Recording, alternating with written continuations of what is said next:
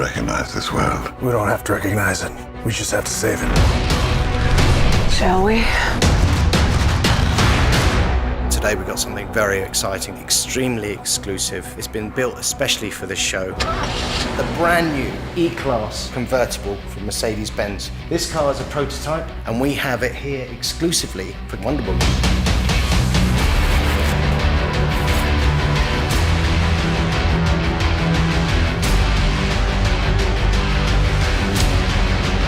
In order for us to be able to relate to this movie, we need to have things that we're all familiar with.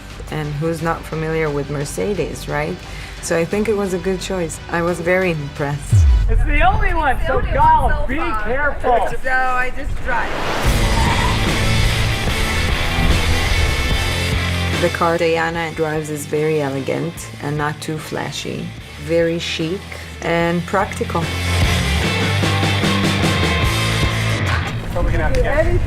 Power.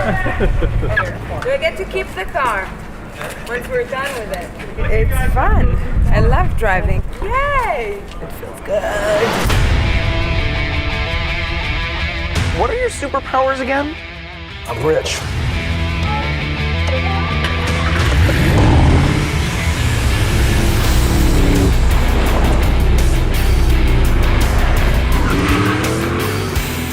Bruce Wayne has no shortage of ways to get around. He's got this pretty cool civilian Mercedes car that we're showing in the movie, which is pretty awesome. Zack Snyder, the director of the film, saw the Vision GT, which was an electronic remote-controlled concept car that was designed by Mercedes for the video game Gran Turismo. And because it was just designed for the game, it was never a real functioning vehicle. And because Ben Affleck, who plays Bruce Wayne and Batman, is 6'4", in order to make it work for our needs, they expanded the car about 10% when they built it out. This is really a dream project for any designer to be able to do something like this, because we were responsible for the original concept that has now been translated into this movie car. So the original show car didn't have an interior in it, so we had to basically create an actual physical interior.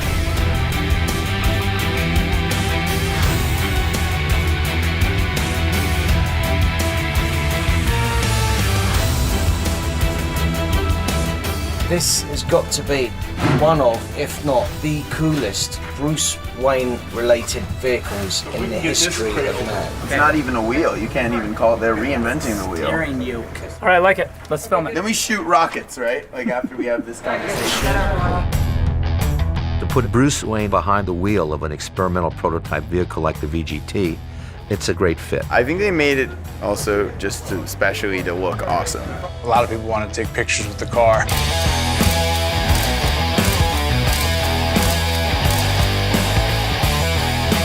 Enormous support from Mercedes, huge support from Mercedes, both with sort of background cars and this project on the whole.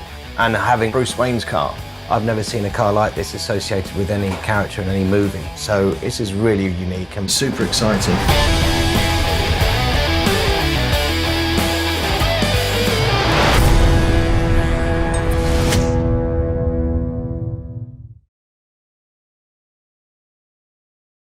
Hey, Vale here. Now, hundreds of movies come out every year, but very few are hits.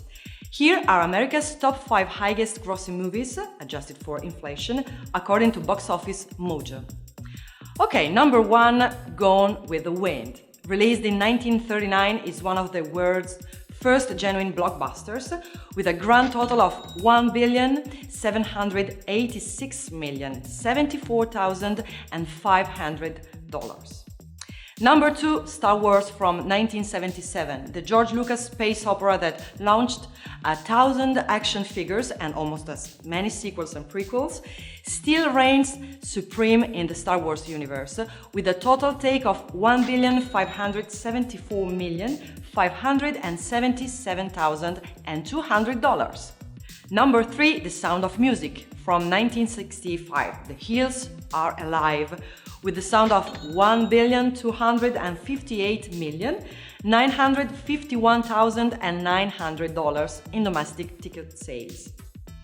Number 4, E.T. the Extra-Terrestrial, the biggest movies of 1982, is also the 4th biggest movies of all time, with a grand total of $1,253,992,300.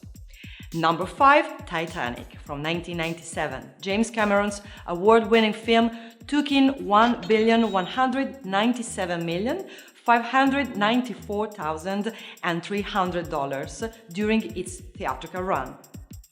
So, do you think that it's valid that these films made that much money? Let me know in the comments below. See ya!